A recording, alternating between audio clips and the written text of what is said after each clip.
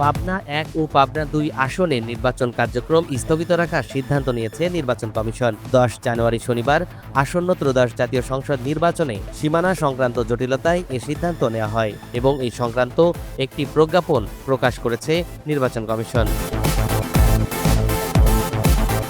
নির্বাচন পরিচালনা ২ অধিশাখার উপসচিব মোহাম্মদ মনির হোসেন স্বাক্ষরিত প্রজ্ঞাপনে বলা হয়, জাতীয় সংসদের নির্বাচনী এলাকা ৬৮ পাবনা ১ ও ৬৯ পাবনা ২ সীমানা সংক্রান্ত সিএমপি নাম্বার ১১০৫/২০২৫ এর আপিল বিভাগের ৫ জানুয়ারির আদেশের প্রেক্ষিতে আগামী ১২ ফেব্রুয়ারি অনুষ্ঠেয় ত্রয়োদশ জাতীয় সংসদ নির্বাচনী এলাকা ৬৮ পাবনা ১ ও ৬৯ পাবনা ২ এর নির্বাচন পরবর্তী নির্দেশ না দেওয়া পর্যন্ত স্থগিত রাখার জন্য নির্বাচন কমিশন সিদ্ধান্ত নিয়েছে।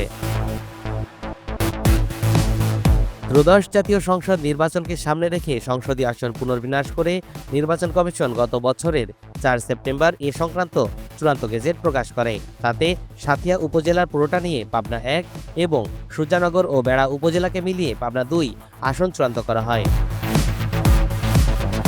ইসির ওই গেজেটের এই দুটি আসন সংক্রান্ত অংশটুকুর বৈধতা নিয়ে বেড়া উপজেলার বাসিন্দা জহিরুল ইসলাম এবং সাঁথিয়া উপজেলার বাসিন্দা আবু সাইদ হাইকোর্টে রিট আবেদন করেন, যার পরিপ্রেক্ষিতে আজ পাবনা ১ ও ২ আসনের নির্বাচন স্থগিত করে প্রজ্ঞাপন জারি করল নির্বাচন কমিশন।